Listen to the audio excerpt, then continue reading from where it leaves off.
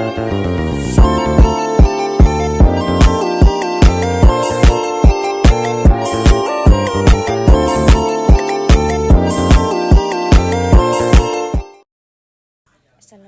warahmatullahi wabarakatuh. Perkenalkan, nama saya Siti Nurhalisa, NIM 220510140006, Prodi Ilmu Perpustakaan Sains dan Informasi, mata kuliah sumber-sumber informasi Islam, materi pemanfaatan teknologi dalam peningkatan mutu pendidikan. Menurut Martin Dalam Munir 2008 memberikan makna bahwa teknologi informasi tidak terbatas pada teknologi komputer yang digunakan untuk menyimpan dan memproses informasi, melainkan juga mencakup teknologi komunikasi yang mengirimkan informasi. Perbedaannya, teknologi komunikasi lebih mengarah pada sistem pengolahan informasi, sedangkan teknologi komunikasi berfungsi untuk pengiriman informasi. Teknologi informasi sebagai media pembelajaran multimedia pendidikan. Ada beberapa manfaat teknologi informasi sebagai media pembelajaran dalam pendidikan, yaitu 1. Memperluas akses ke perpustakaan. 2. Memperluas akses ke pakar. 3. Melaksanakan kuliah secara online. 4. Layanan akademik suatu institusi pendidikan. 5. Fasilitas sebagai pencari data. 6. Menyediakan internet sebagai fasilitas diskusi. Yang ke-7, menyediakan akses direktori, alumni dan sekolah. Dan yang ke-8, menyediakan fasilitas kerjasama.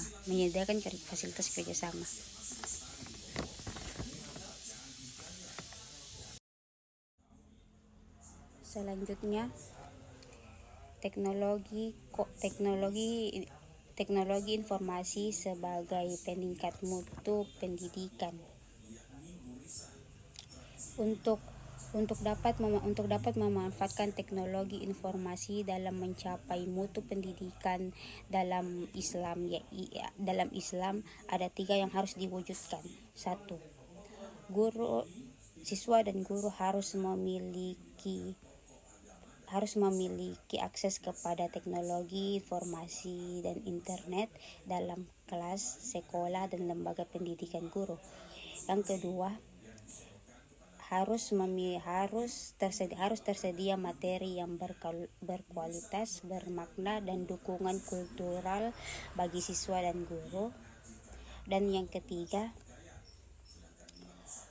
guru harus memiliki pengetahuan dan keterampilan dalam menggunakan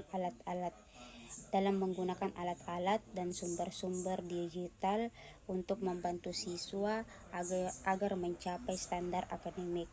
Mungkin itu saja yang saya dapat materinya. Sekian dari saya. Wallahu muwaffiq ila aqwamit thoriq. Assalamualaikum warahmatullahi wabarakatuh. Assalamualaikum warahmatullahi wabarakatuh. Perkenalkan, nama saya Siti Nurhalisa, NIM 220510140006. Saya ingin mempresentasikan pertemuan 6 materi dengan judul Kemampuan Literasi Informasi Pemustaka dalam mengakses informasi. Literasi informasi. Secara umum, literasi informasi diartikan sebagai kemelekan informasi. Pada Kamus Bahasa Inggris, literasi informasi adalah kemelekan huruf atau kemampuan membaca. Jadi, literasi informasi adalah kemampuan terhadap informasi. Manfaat literasi informasi. Dengan memiliki informasi, kita memiliki kemampuan untuk melakukan berbagai hal yang berkaitan dengan kegiatan pencarian informasi. Literasi informasi sangat membantu dalam bersaing di era globalisasi, sehingga pintar saja tidak cukup, tetapi juga yang utama kemampuan belajar terus-menerus. Ada beberapa manfaat literasi, yaitu 1. Membantu mengambil keputusan. 2. Menjadi pembelajar di era ekonomi dan pengetahuan. Dan yang ketiga, menciptakan pengetahuan baru. Tujuan literasi informasi. Literasi informasi merupakan keterampilan yang sangat penting bagi setiap orang terutama dalam dunia pendidikan tinggi. Karena saat ini setiap orang dihadapkan pada berbagai sumber informasi yang berkembang sangat cepat. Kemampuan atau keterampilan literasi informasi, maka seseorang mampu, yang pertama, menentukan informasi yang akurat dan lengkap. 2. Menentukan batasan informasi yang dibutuhkan. Yang ketiga, memformulasikan kebutuhan informasi. Yang keempat, mengidentifikasi sumber informasi potensial. Yang kelima, mengembangkan strategi penelusuran yang sukses. Yang keenam, mengakses informasi yang dibutuhkan secara efektif dan efisien. Yang ketujuh, mengevaluasi informasi. Yang kedelapan, mengorganisasi informasi yang dipilih menjadi dasar ilmu pengetahuan seseorang. Dan yang terakhir, yang kesembilan, menggunakan informasi secara efektif untuk mencapai suatu tujuan tertentu. Mungkin itu saja yang saya dapat berikan untuk materi kali ini. Mungkin itu saja. Sekian dari saya. Assalamualaikum warahmatullahi wabarakatuh. Assalamualaikum warahmatullahi wabarakatuh. Perkenalkan, nama saya Siti Nurhalisa, NIM 220510140006. Prodi Ilmu Perpustakaan, Sains dan Informasi. Mata kuliah Sumber Informasi Islam. Kali ini saya akan mempresentasi materi pertemuan 7 dengan judul konsep-konsep dasar ekologi dalam berbagai aktivitas lingkungan. Ruang lingkup ekologi.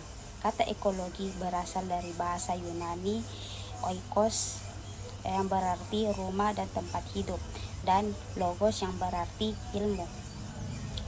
Sehingga ekologi berarti ilmu yang mengkaji interaksi antar makhluk hidup maupun interaksi antar makhluk hidup dengan lingkungan.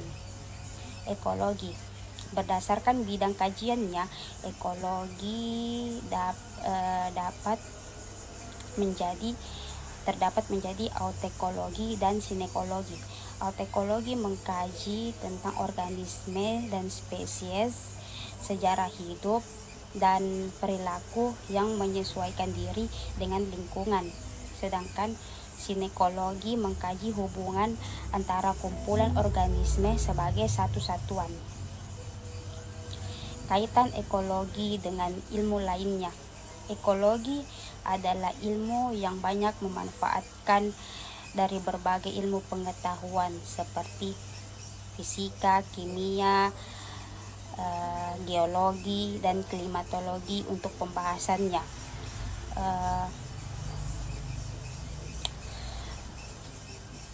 Penerapan ekologi bidang pertanian dan perkebunan diantaranya adalah pengguna kontrol biologi untuk pengendalian komposisi hama guna meningkatkan produktivitas. Jenis-jenis ekologi global, ekologi lanskap, ekologi ekosistem, ekologi komoditas, ekologi populasi, ekologi organisme, dan ekologi molekuler. Adapun alasan pentingnya energi: 1. Konservasi lingkungan hidup. 2. Alokasi sumber daya. 3. Konservasi energi. Dan yang keempat, ramah lingkungan. Contoh ekologi ada dua. Yang pertama, ekologi manusia dan konstruksi relung, yang mana dimaksud ilmu yang membahas tentang bagaimana organisme mengubah lingkungan demi keuntungan mereka dan makhluk hidup lainnya. Adapun konsep dasar ekologi: yang pertama, konsep ekosistem, komunitas, dan populasi. Yang kedua, pengaruh faktor lingkungan terhadap tumbuhan. Yang ketiga, struktur dan komposisi vegetasi suatu ekosistem atau habitat. Dan yang terakhir itu air, energi, dan daur. Mungkin itu saja yang dapat saya berikan. Sekian dan terima kasih. Wallahu muwaffiq ila aqwamit thoriq. Assalamualaikum warahmatullahi wabarakatuh.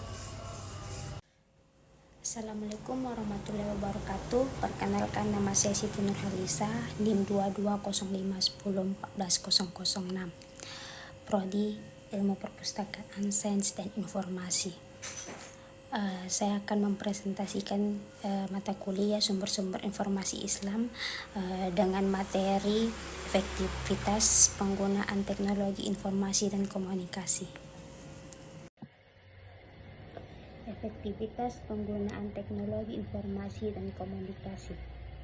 Perkembangan teknologi informasi dan komunikasi semakin pesat di era globalisasi saat ini. Teknologi informasi dan komunikasi telah membawa perubahan dalam berbagai aspek kehidupan manusia, termasuk dalam bidang pendidikan.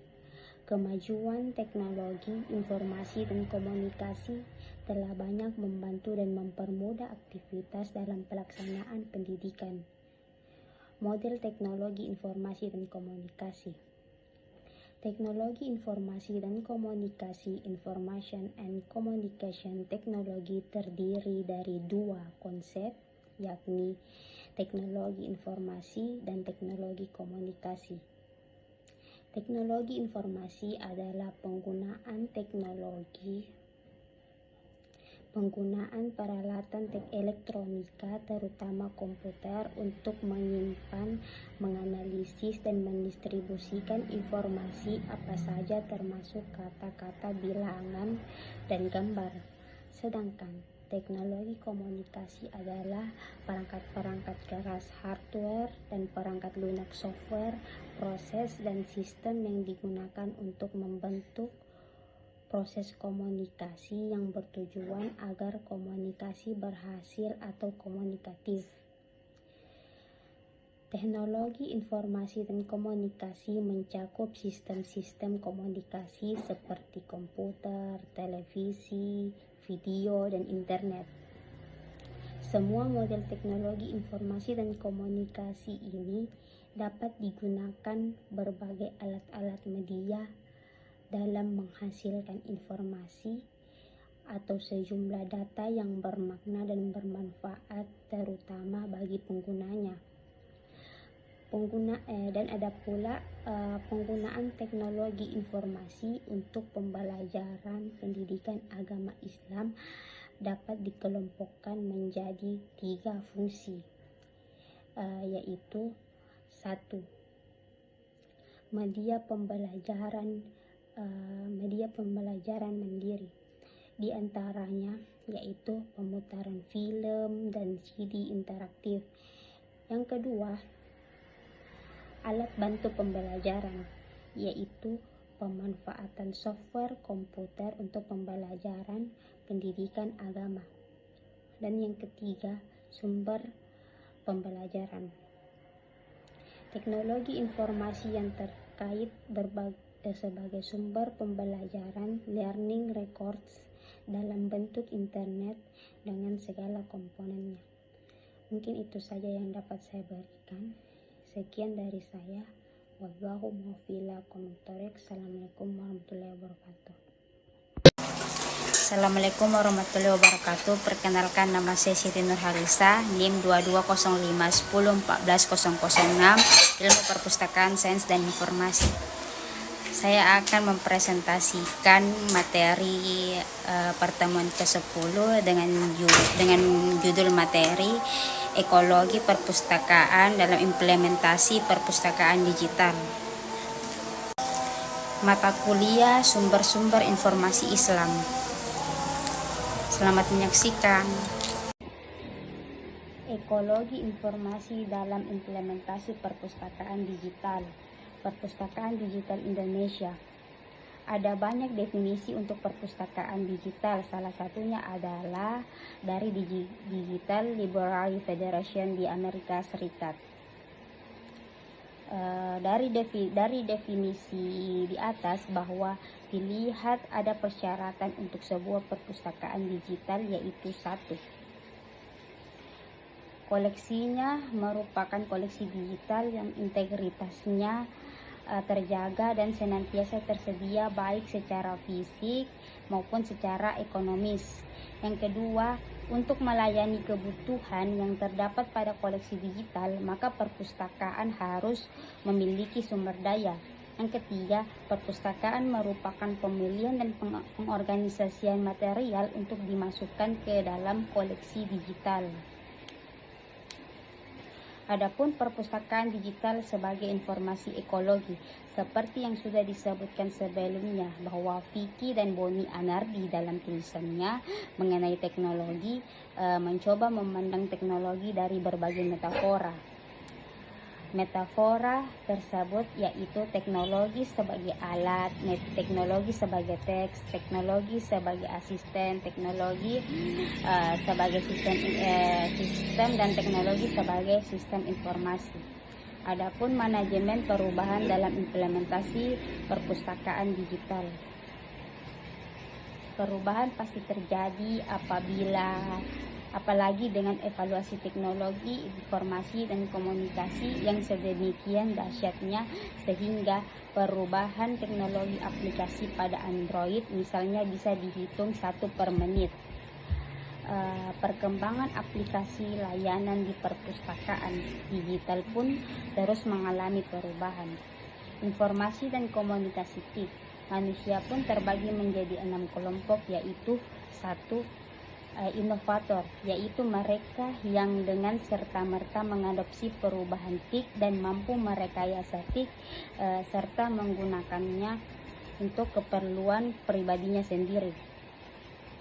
Yang kedua, early adopters, yaitu mereka yang mengetahui bahwa adanya perubahan TIK dan serta-merta mengadopsi perubahan tersebut. Yang ketiga, ada early majority, yaitu mereka yang mengadopsi perubahan TIK secara bersama-sama. Dan yang keempat, late majority, yaitu mereka yang mengadopsi perubahan TIK setelah melihat bahwa banyak orang yang sudah mengadopsi perubahan tersebut. Yang kelima, late adopters, yaitu mereka yang harus diyakinkan terlebih dahulu bahwa perubahan akan membawa kebaikan bersama, bahwa perubahan akan mempermudah pekerjaan dan konektivitas. Dan yang terakhir itu yang keenam, diehards, yaitu mereka yang akan dengan serta-merta menolak perubahan TIK apapun konsekuensinya. Mungkin itu saja yang dapat saya berikan. Terima kasih. Allahumma fiqh. Assalamualaikum warahmatullahi wabarakatuh. Assalamualaikum warahmatullahi wabarakatuh. Perkenalkan, nama saya Siti Nurhalisa, NIM 220510140006, Prodi Ilmu Perpustakaan Sains dan Informasi. Kali ini saya akan mempresentasikan mata kuliah Sumber-sumber Informasi Islam dengan judul Teknologi Informasi dan Komunikasi dalam Perspektif Islam. Teknologi informasi dan komunikasi dalam perspektif Islam. Teknologi informasi dan komunikasi adalah payung besar terminologi yang mencakup seluruh peralatan teknis untuk memproses dan menyampaikan informasi. TIK mencakup dua aspek, yaitu teknologi informasi dan teknologi komunikasi. Teknologi informasi digunakan untuk mengolah informasi. Contoh, teknologi informasi adalah komputer. Teknologi komunikasi digunakan untuk memindahkan informasi dari sumber ke penerima. Contoh teknologi komunikasi adalah telepon dan televisi. Perkembangan teknologi informasi dan komunikasi saat ini berkembang dengan pesat seiring dengan penemuan dan pengembangan ilmu pengetahuan di bidang informasi dan komunikasi, sehingga mampu menciptakan alat-alat yang mendukung perkembangan teknologi informasi, mulai dari sistem komunikasi sampai dengan alat komunikasi dengan searah maupun dua arah. Adapun juga pengertian teknologi informasi dan komunikasi. Secara sederhana, teknologi informasi diartikan sebagai berikut. Menurut J.B. Wahyudi 1990, teknologi informasi adalah teknologi elektronika yang mampu mendukung percepatan dan meningkatkan kualitas informasi, serta percepatan arus informasi ini tidak mungkin lagi dibatasi oleh ruang dan waktu. Teknologi berasal dari kata Latin texere yang berarti to construct atau membangun. Jadi, teknologi merupakan hasil penyempurnaan teknologi yang sudah ada secara berkesinambungan dari waktu ke waktu dan dari pakar ke pakar yang lainnya. Adapun juga pandangan Al-Quran atau Islam perkembangan teknologi informasi dan komunikasi. Dalam sebuah hadis Rasulullah juga menerangkan tentang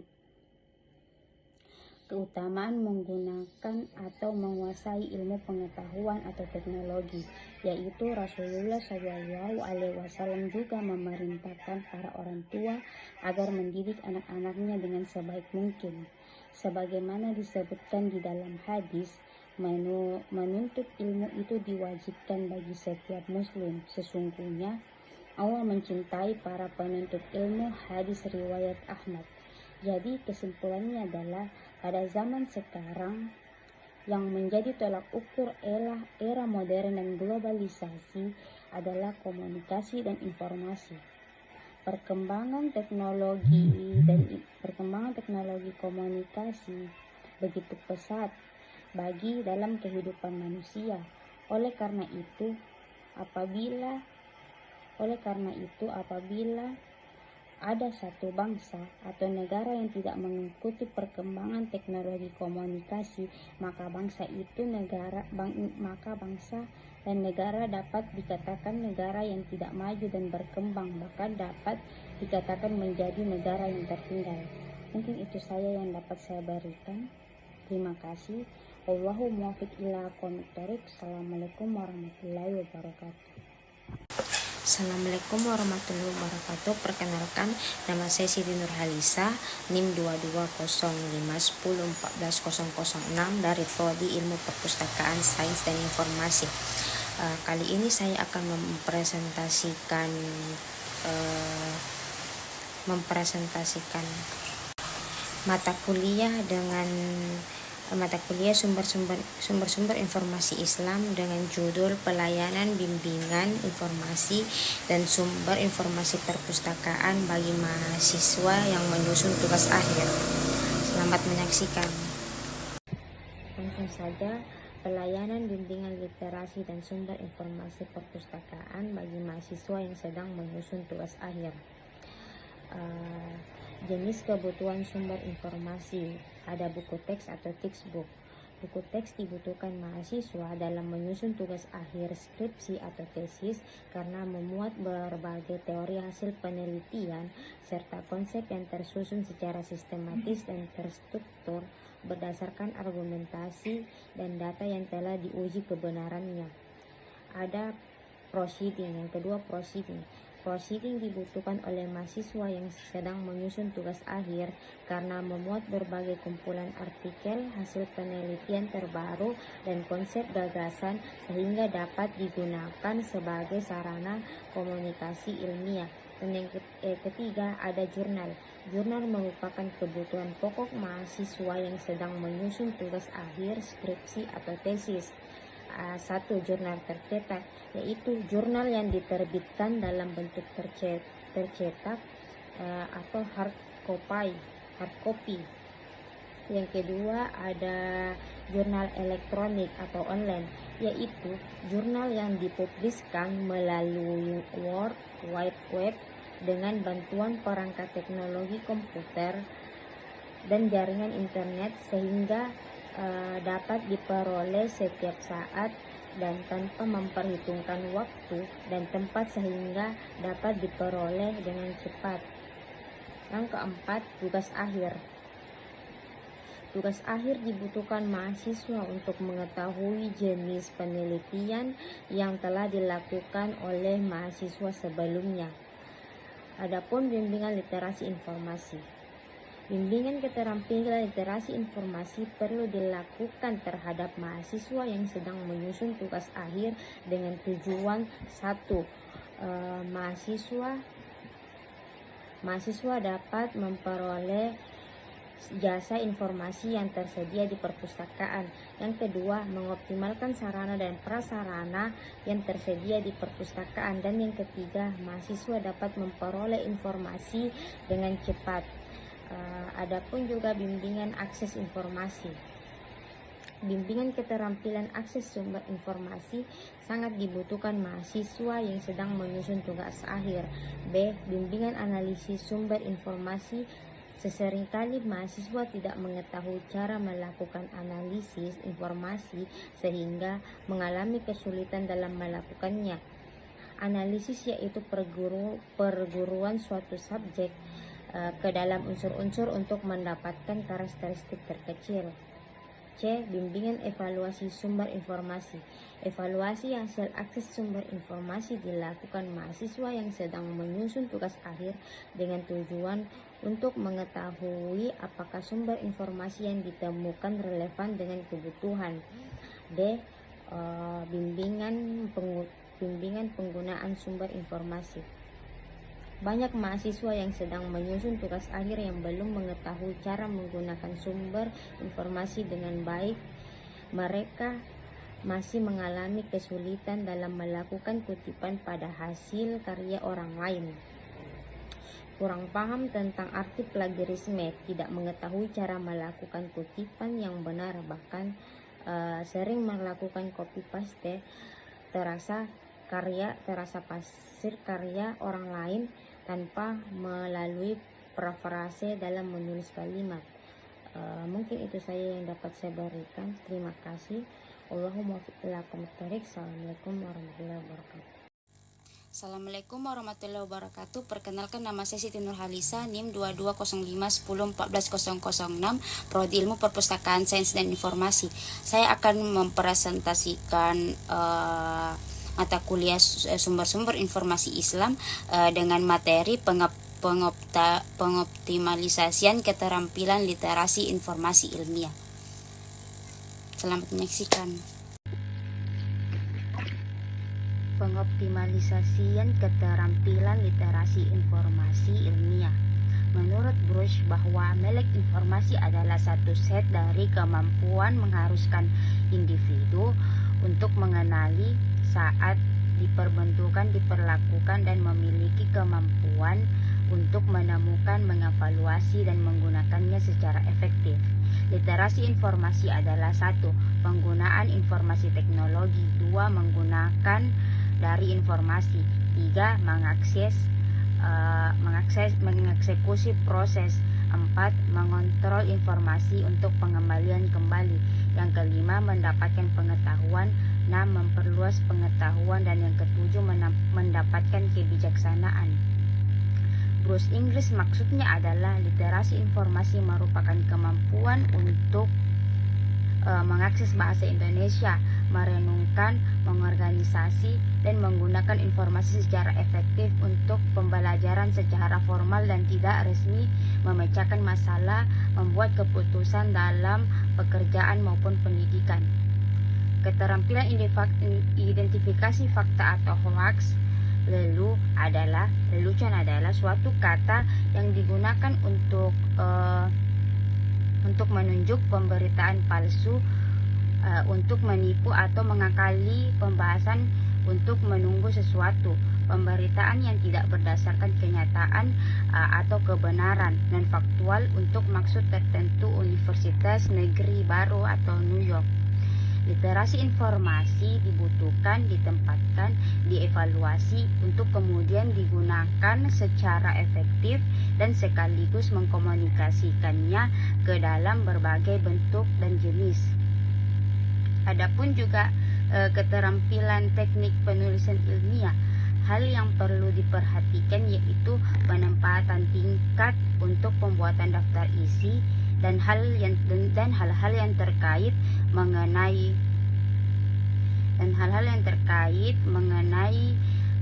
penempatan tingkat untuk pembuatan daftar isi, bibliografi atau daftar pustaka. Penggunaan pendukung perangkat lunak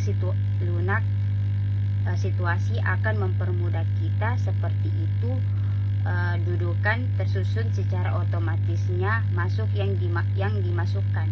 Hal-hal yang dapat dilakukan untuk mempertimbangkan kekurangan suatu informasi ada dua. Yang pertama itu berpikir kritis terhadap informasi, yang kedua budaya literasi yaitu kemampuan melek informasi dan evaluasi. Adapun juga diskusi dari apa yang diperboleh untuk guru sudah bisa memulai dirumuskan informasi terkait materi siapa yang akan diberikan kepada siswa. Kemudian mempertanyakan pertanyaan untuk mendefinisikan informasi tersebut. Mereka mengidentifikasi yang dibutuhkan terkait dengan masalah yang akan dibahas. Selanjutnya ditentukan topik informasi yang terlebih dahulu sebelum mencari informasi untuk siswa. Jadi kesimpulannya, literasi informasi dalam setiap aspek pengetahuan dan pembelajaran sangat penting sekali untuk terus berkembang, khususnya untuk pembelajaran pendidikan agama Islam.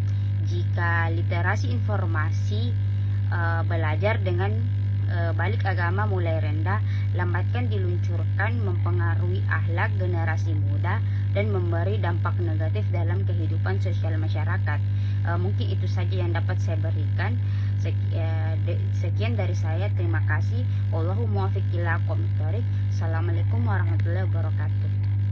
Assalamualaikum warahmatullahi wabarakatuh. Perkenalkan, nama saya Sid Nurhalisa, NIM 220510140006, Prodi Perpustakaan Sains dan Informasi.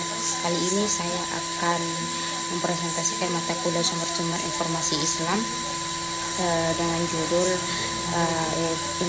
informasi internal di perpustakaan. Selamat menyaksikan.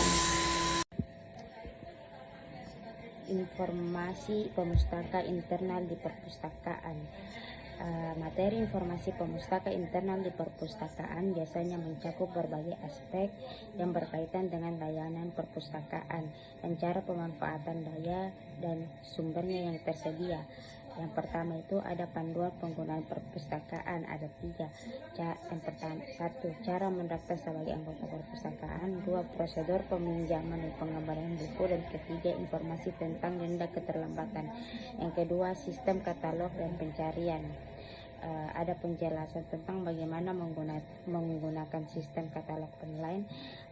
2. Tips untuk mencari buku atau jurnal dengan efektif. Yang ketiga, informasi tentang klarifikasi bahan pustaka.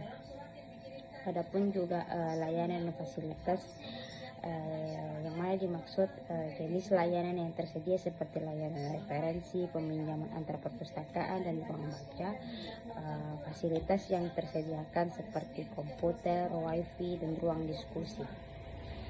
Terus ada koleksi perpustakaan, yang mana dimaksud jenis-jenis koleksi yang ada seperti buku, jurnal, makalah, dan media elektronik.